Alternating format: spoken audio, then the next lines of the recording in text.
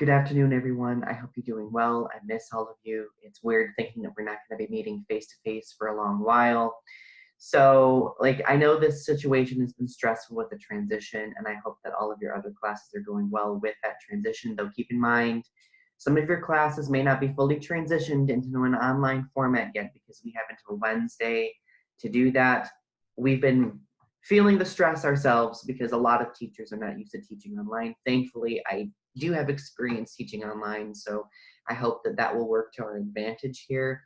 If you're not very familiar with e-learning right now, I would strongly recommend you go to Delta's e-learning website and familiarize yourself with it a little bit more. In fact, I'm going to be sending out some materials that you can look at that will help teach you how to use e-learning more effectively. Because that's where our class is going to take place now. Everything is going to be taking place solely on e-learning. So what I'm going to do for this video, I'm going to try to keep it around 20 minutes in length, and I'm recording this for 2 English 112 classes, my 12:30 class and my 6 p.m. class. So, hi guys. So what I'm going to do a little bit first is I'm going to talk about the current situation. I'm going to talk a little bit about what our D2L class site or e-learning class site is going to look like. I'm going to talk about APA documentation at length because this happened right when we were about to start talking about APA, so that's fun. And then I'm going to talk a little bit about Memoirs of a Geisha, and then again mention some of those resources for the end. So just brace yourselves. When I finish this video, in the video's description, I will put timestamps on where certain conversations start. So if you need to backtrack and go listen to a particular portion of this video, you'll be able to go and do that, okay? Coffee is the only thing getting me through all this.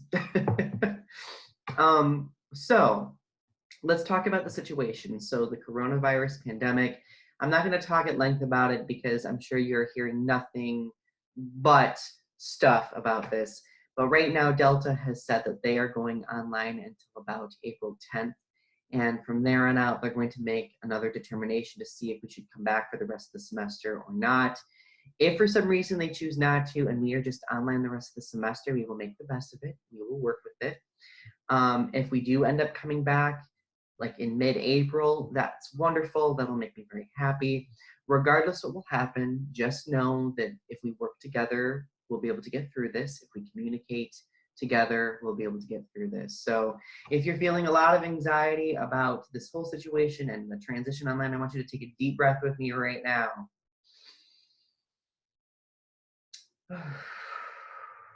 Okay, even I feel better. Good. So regardless what happens, we will make the best of it because you're still paying for this education, and obviously it is our job to make sure that we work with you in accomplishing what you need to accomplish. So what we're going to do first is I'm going to talk a little bit about e-learning. So I'm going to do a screen share with you here. The one really nice thing about this program that I'm using is that I can share screens. So I have two classes. I'm just going to look at my 12:30 class because if I go clicking between two of them, it's going to be a little bit hectic. But the modules should look relatively similar. Now, if you go down to the bottom of the content section, okay, you'll see week 10 online module or online transition module. So this is our first week of being online. Obviously, for subsequent weeks, I'm going to create modules where it's week 11, week 12, so on and so forth. But basically, in each of these modules, what's going to happen is I'm going to provide you a description of what I'm expecting you to do that week. I'm going to give you a to-do list. I don't typically do lectures at designated times during the week because there are some teachers who are, say, doing these lectures during the designated class time. I understand that many of you may have kids at home now because of school closures. Many of you may have work obligations or other obligations. So I don't want to designate a specific time for it. I'm going to be giving you entire weeks to work on things, all right? So for our online class now, the weeks will begin on Mondays and they will end on Sundays at 11:59 p.m. So 90% of the time, most things will be due on Sunday at 11:59 p.m., which means you'll have an entire week to work on that. Keep in mind, because of this shift, that means a lot of the due dates that are on the syllabus are scratched. they're scrapped. They're not the official due dates anymore. The due dates are going to be in eLearning on a week by week basis. All right, so just keep that in mind. Okay. Now, so in this to-do list, I give you a list of what I want you to work on, and of course I embed the due dates as well. But if you look down a little bit further, I give little work areas where you can work on these things. Now it might look a little bit different on your end, okay, because the student version looks a little bit different than the teacher version. In fact, I might be able to even view it as a student really quickly. So this is what it's probably going to look like for you. All right, so it has like the checks here. All right, so you just follow through all of this, and it kind of gives you like a percentage of how many things of these are complete. So that's kind of neat.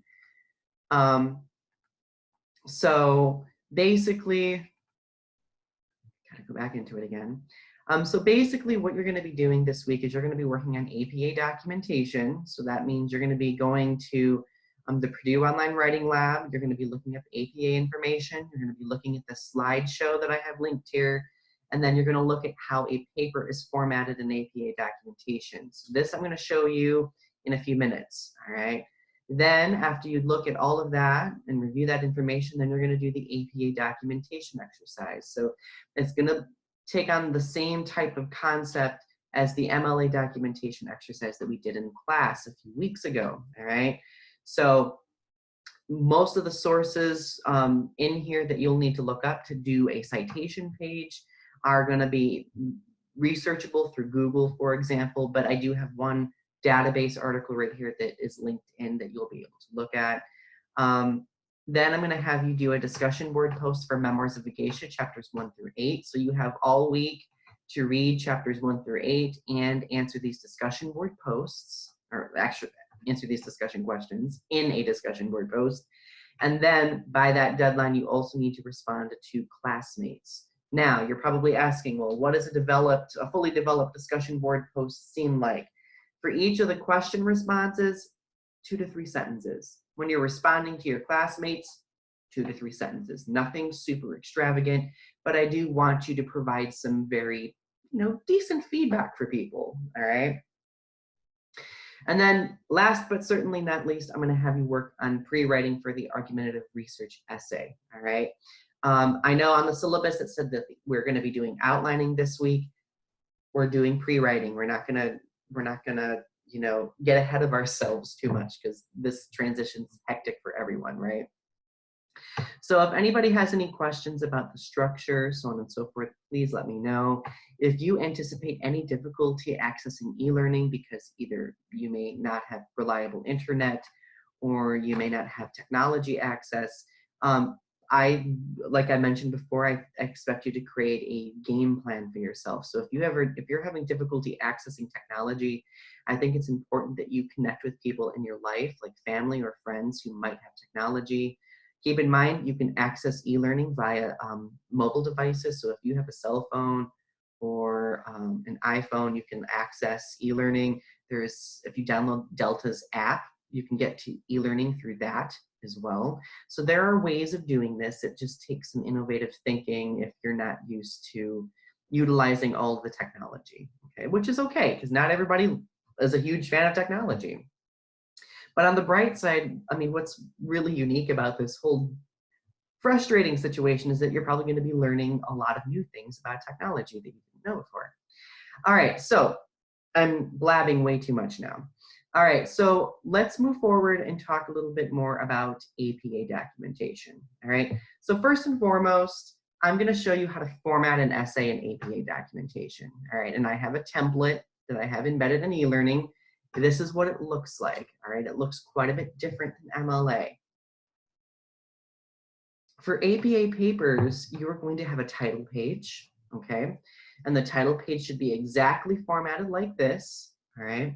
So your running head, you even need to have the words running head in there. You need to put in your paper title, no more than 50 characters.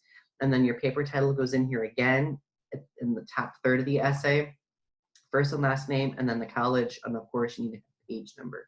As long as you follow what this looks like, you'll be perfectly fine when it comes to formatting. So after the title page, then you are going to create an abstract for your argumentative research essay. So basically, and coyly here, I put in an abstract that defines the word abstract. So the abstract of your paper is basically a brief paragraph that summarizes what your paper is about. It should be between 150 to 250 words, and it shouldn't go over that length because you don't want to over inundate your reader. So not only does it summarize what your paper is about, but it explains your paper's purpose by outlining its main points. All right. So just keep that in mind. You need to have an abstract that overviews what your paper is going to be about. And then that's when you move on to actually starting your essay. Now, here's the thing. In APA papers, most essays will have subheadings, all right? So I might have a subheading here that says introduction, all right? And then later on when I get to summary, I might have one that says like summary of sources, something to that effect. So I encourage you as you're working on your argumentative research essay to incorporate subheadings because that is going to help organize your essay a little bit more effectively, all right? And then of course, at the end of your essay, you're going to have your citation page. And we'll talk about that here in just a couple minutes. So if you have any questions about formatting, just let me know. But as long as you look at this template, I think you should be fine. All right. And I just clicked on the wrong thing, so that's nice. All right. So moving on to citing sources in APA documentation, I'm trying to keep citing sources in APA as easy and straightforward as possible. All right. Because again, with this transition, I had something way more dense plan for APA documentation, but I decided to simplify it a little bit more to alleviate stress on you guys mostly, all right? Because, I mean, I know things are really unnerving at the moment. So when it comes to in-text citations for APA documentation, you'll commonly reference the author's last name, the year of publication, and the page number. So here is an example. So let's pretend I'm writing a sentence and I'm introducing an author, all right, prior to a quote. So that means that, of course, I'm going to be putting in that attributive tag, the transition. So according to Hutchinson, put in the publication date next to the name, and then you put in the quote, all right? At the end of the quote, that's where you put the page number for APA documentation, all right? Now, if for some reason you do not have the author's name noted in the attributive tag or signal phrase, whatever you want to call it, then you would put in the last name, date, and page number in the in-text citation, all right? Now, the Purdue Online Writing Lab has more information on various situational details, so when you're looking at the Purdue Writing Lab this week, I would strongly recommend looking at the in-text citation section. Beyond that, just focus on these couple basic rules, all right? When it comes to doing a references page, which for APA documentation, the works cited page is called references page, all right? So just keep that in mind. You're going to want to ask yourself the following questions, just like with MLA. So what type of source are you working with? How many authors does the source have? And is the source an online or print source? All right. So you're going to need to ask those questions while you're looking at your source, but you're also going to want to ask yourself these questions as you're on the Purdue Writing Lab, looking up the works cited layout for each of both sources. All right. This is a heck of time to have allergy problems. Oh, goodness. All right, so for the references page, it's alphabetized just like MLA. The hanging indents are exactly the same. And just at the top of the page, you just need to have references and center it. Just references, no references page, no works cited page, just references, all right? And I did put in here the general format of an APA reference page citation, but we're gonna look at the Purdue Writing Lab here in just a moment, all right? Just keep in mind though, when you're doing a citation page, the first name always gets abbreviated in each citation, or in each citation, all right? So going back to my browser here, I'm gonna open up the link that goes to the eLearning and goes to the Purdue Writing Lab. So much like with MLA, if you look at the Purdue Writing Lab, you'll see that there are different criteria here for looking up different sources. So say you are looking up electronic sources because you want to cite something online, and say you want to cite, let me look at one. Let me look for one here. I hope that you never reference Wikipedia. Oh my goodness. Let's pretend that you're citing an online scholarly journal from the library databases, all right? This is what it would look like for it, all right?